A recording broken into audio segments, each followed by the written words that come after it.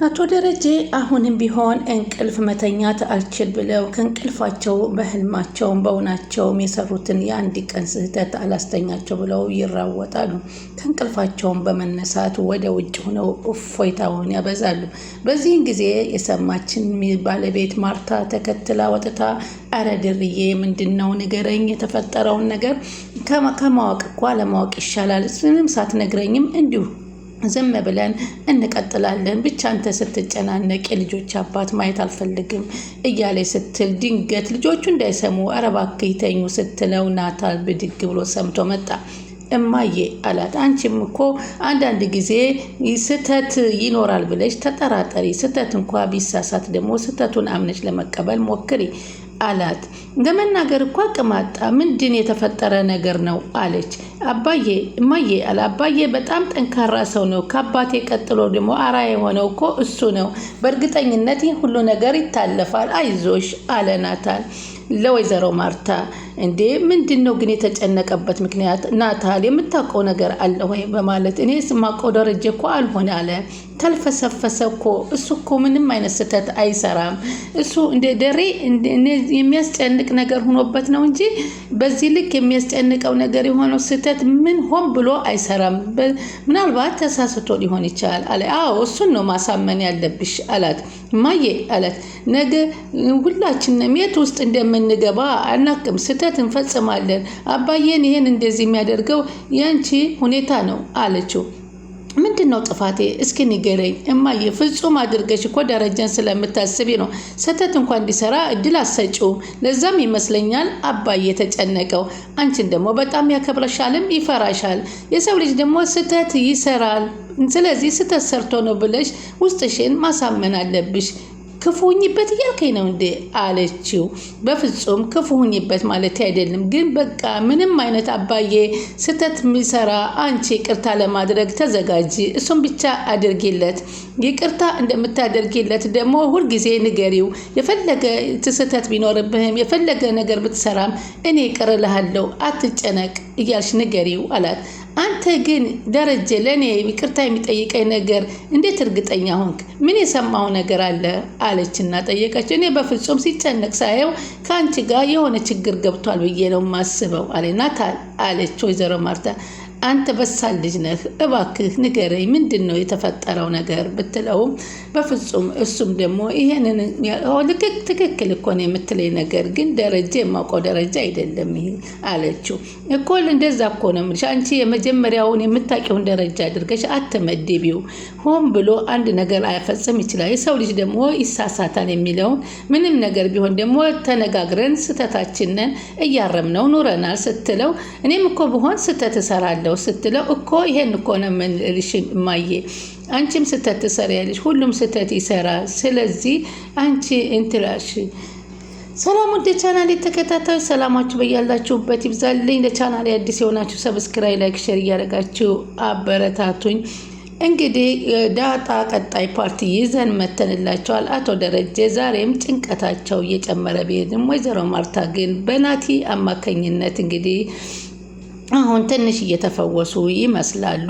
እሳቸው ግን ጭንቀቱ አልችል ብለው ለሰላም ደውለውላት ነበር አቶ ደረጀ። ሰላምም እንግዲህ ምንድን ነው የተፈጠረ ነገር አለ እንዴ? አትጠይቀኝም እኮ ጠፋህብኝ ስትለው በጣም ብዙ ችግር ተፈጥሯል፣ አንቺም አታውቂው ሰላም፣ ከቁጥጥሬ ውጭ ሆኖብኛል። እባክሽ ለማንኛውም አንቺ ተዘጋጂ፣ ፈጣሪ በሰላም ይገላግልሽ። ከወለድሽ በኋላ ሁሉንም ነገር አንቺ መናገር አለብሽ። ለምን አንተም እኮ ጥፋተኛ ነህ፣ ለምን አንተ አትነግራቸውም? እኔ ደግሞ ልወልድ 3 ቀን ቀርቶኛል። ስለዚህ መናገርኝ አሁን አልፈልግም። ለማንኛውም እሺ በሰላም ተገላገይና ቁጭ ብለን እንነጋገርበታለን በማለት ከሰላምም ጋራ ያላቸውን ነገር አነጋግረው ነበር። እንግዲህ ዳጣ መኪና ውስጥና አባቷን እንግዲህ ምንድነው እኔ አባዬ አንተ ጭንቀትህን አልቻልኩትም የምትጨናነቀው አባዬ እባክህ ምንድነው? እኔ ከዚህ ቤት እወጣልሃለሁ፣ ችግሯ እኔ ነኝ፣ ለማርታ መናገር አለብኝ እባክሽ አላት። አይ አባዬ አትናገር፣ ምክንያቱም እማዬ በጣም ትጎዳባለች አለችው። ዳጣ አላት። እኔ ባልነግራትም አሁን እየጠረጠረችብኝ ነው፣ ሁኔታውን ልትደርስበት ትንሽ ነው የቀራት በማለት ለዳጣ ይነግሯታል። ግድ የለሽም ራስሽን አዘጋጂ፣ እኔ አረጋግቼ ልነግራት ትንሽ ጫፍ ቀርቶኛል ይኸውልሽ አለቻት፣ እኔ የምነግራት ቀን ቤት እንዳትሆኚ አላት። ሰላም ጋር ብትሆኚ ደስ ይለኛል። ለምን? ከዛስ ብትጣሉስ እንዴት ነው የማልኖረው አለ። ባልነግራትም ብነግራትም መጣላታችን የማይቀር እኮ ነው። ከተለያየንም ተለያየን ነው። ምንም ነገር ማድረግ አልችልም። የሚመጣውን ሁሉ በጸጋ እንቀበለዋለሁ። በቃ ትንገራት። ሳትነግራት እንደዚህ ዝም ብለን አንተ በሰላሙ ኑር፣ እኔ ወደ መጣሁበት እመለሳለሁ አለች። ኧረ አንድ ጉድ አይደለም ብዙ ጉድ ነው ያለው፣ አንቺም ማታውቂው የተደበቀ ሌላ ጉድ አለ፣ ብዙ ነገር አለ ሲሏት፣ እሷ አይ አባዬ ለማዬ እንዳትነግራት፣ ይህን ነገር ሌላ ነገር ብንፈልግ ሌላ ዘዴ እንፈልግ አለችው። ምን አይነት ዘዴ እንፈልግ? እስከ መቼ እንደዚህ እያልንስ እንገዘልቀዋለን? በማለት ይናገር። አሁን ችግሩ ምንድን ነው? ኤቢ ሚስጥሩን አውቃለች። ኤቢ እኔ እህቷ መሆኗን አወቀች አለችው ለአቶ ደረጀ። አይ አንቺ እህቷ መሆንሽን አላወቀችም። ታዲያ ሌላው ሚስጥር ነው ያወቀችው። አይ ይቅር፣ እሱን ዛሬ አልነግርሽም በቃ አላት። እንደ ሌላ ደግሞ ታሪክ አለ እንዴ አባዬ አለችው። በቃ ማርታ ሁሉንም ነገር ልታውቅ ይገባል። ልጆችም ቢሆኑ እህታቸው እንደሆንሽ ሊያውቁ ይገባል አላት። አይ በፍጹም መነገር የለባትም እማዬ። እኔ ይህን የመሰለ ቤተሰብ በእኔ ምክንያት ከሚበጠበጥ እኔ ወደኋለሁበት እመለሳለሁ። አንተም ህይወትህን በሰላም ኑር። ቤተሰብ መረበታተን የለበትም እባክህ፣ አለበለዚያ ብትነግራት እኔን አታገኝም።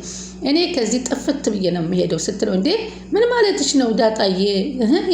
ያንተ ህይወትና ትዳር እንዲበላሽ አልፈልግም። እማዬም እንድታዝን አልፈልግም። ይህን ነገር ካደረግ ጠፍቼ ነው የምሄደው። ዳጣ አንቺ ምን አጠፋሽና በእኔ ምክንያት ጠፍተሽ የምትሄጂዋል? እኔ ባላጠፋም አልፈልግም። ከነገርካት ግን እኔን የመጨረሻ ታጣኛለህ በማለት ከመኪና ወርዳ ትሄዳለች። ምን ማለት ነው አንቺ ዳጣ ነይ እያሉ ቢጣሩም በፍጹም አልመጣችም። አቶ ደረጀ ለሰላምም እንግዲህ እኔ አንድ ነገር ቢደርስብኝና አንድ ነገር ብሆን ውሃን አደራሽን ከዳጣ ለይተሽ እንዳታይብኝ አደራ፣ ውሃን እንደ ራስሽ ልጅ አድርገሽ እንድትከባከቢልኝ እፈልጋለሁ፣ ወይ እኔም ሆነ ወይ ማርታ አንድ ችግር ከደረሰብን በማለት ለሰላምም እንግዲህ አስጠንቅቀዋታል ማለት ነው። ሰላምም አረ ይህን እንደዚህ አይነቱን ነገር አታስብ፣ ምንም ነገር የሚፈጠር ነገር የለም እያለች ነበረ። ወይዘሮ ማርታም እንግዲህ አላስችል እያላቸው ነው። ወደ ልጃቸው መውረድም መሄድም ይፈልጋሉ። ዳጣና ናታል ደግሞ ፍቅራቸውን እያጣጣሙ በረንዳ ላይ ሆነው የወደፊት እቅዳቸውን እያቀዱ እየተነጋገሩ ነበረ። እንግዲህ እሷም ደግሞ አብርጌድም ከክፍል ውስጥ ተዘግታ ውሃ ጠምቶኛል እማዬ ባካችሁ ውሃ ስጡኝ እማዬ ካልሆነ ምን አባቴ ለሆን እያለች እየተናደደች ትገኛለች። በፍጹምማ ራሴን አላጠፋላቸውም፣ ራሴን ካጠፉ እኮ ሰላም እዚህ ቤት ትመጣና እናቴን ይጎዱብኛል እና ይህ ሚስጥር ደግሞ አያውቁትም፣ ሳያውቁት መኖር የለበትም፣ ናታልም የዳጣ መሆን የለበትም እያለች እንግዲህ በፍጹም ራሷን ልታጠፋ እንደማትሞክር አብርጌድ እየተናገረች ነበር። እንግዲህ ወይዘሮ ማርታ ወርደው ሊያዋት ሲል ቆይ ማማ እማዬ እኔ ልውረድ አንቺ አትውረጂ ሊያት ብሎ እንግዲህ ናታል ወርዶ ሲያናግራት አሳያለሁ፣ ይህ ቤተሰብ እንዲበጠበጥ ያደረከው አንተ ነህ ናታል። አሁንም እንኳ ተዘግተሽ አትማሪም፣ መጽሐፎች አሉልሽ፣ ከመጽሐፎቹ አንዱን አንስተሽ አንብቢ በማለት ይናገራታል። አልፈልግም እንደውም መጽሐፎችን ቀዳድጄ ነው የምጥልልህ በማለት ስትናገረው፣ አራንቻ ተማሪ አሁን እንኳ ልብ ግዢ ምንድነው እኔን እዚህ አስረህ እኮ አንተ ዘግታችሁኝ እኮ አንተ ከውጭ ብዙ ነገር እያረክ እንደሆነ እየሰማው ነው አለችው። በቃ አለ ደግሞ እንግዲህ ናታልና እንግዲህ ሳሚኝ አትሰሚኝ እያሉ ነበር። እንግዲህ በዚህም እንግዲህ ያው ጨዋታቸውን ደስ የሚል ጊዜያቸውን እያሳለፉና እየጠረጠረችው ደግሞ አንተ መሳ የሚለውን እንዴት አወቀው እያልክ ነበረ ማለት ነው።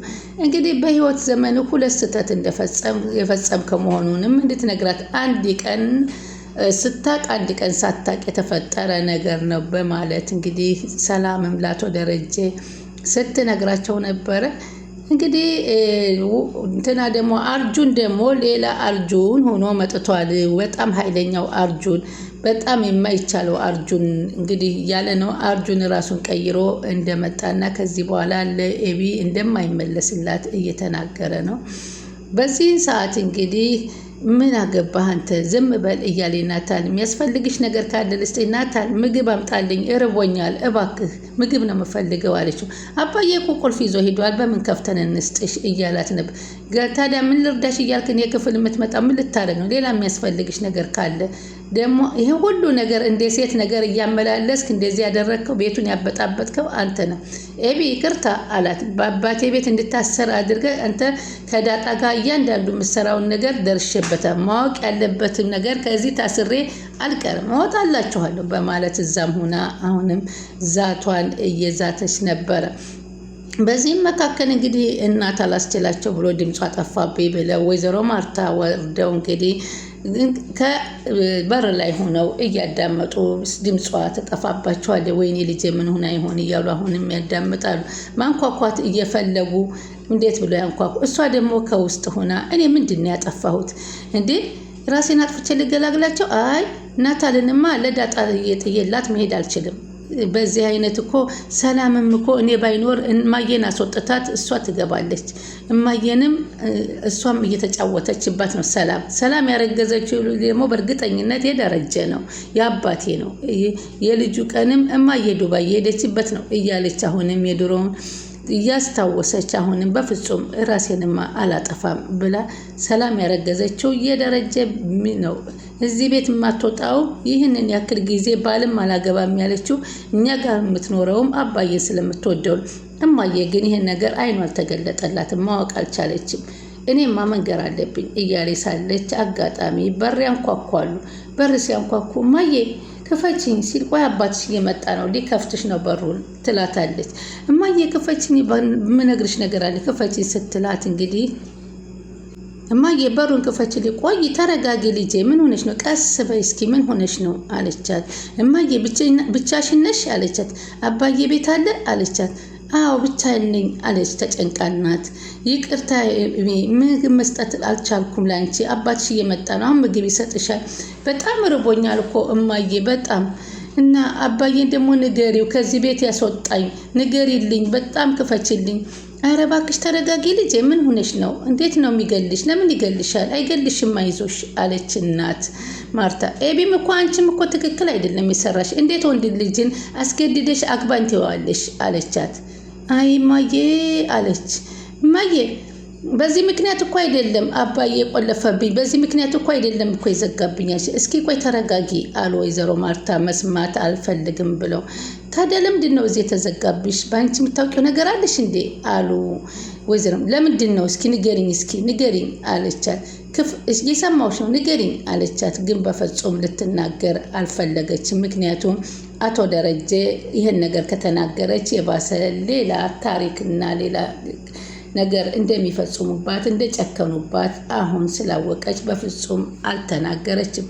ብቻ አስወጡኝና እናገራለሁ ብቻ እያለች እንግዲህ አባቷን መጥቶ ሳይከፍታት እንግዲህ ከዚህ ላይ ተጠናቋል። ቻናሉን ሰብስክራይብ እያደረጋችሁ ይጠብቁን።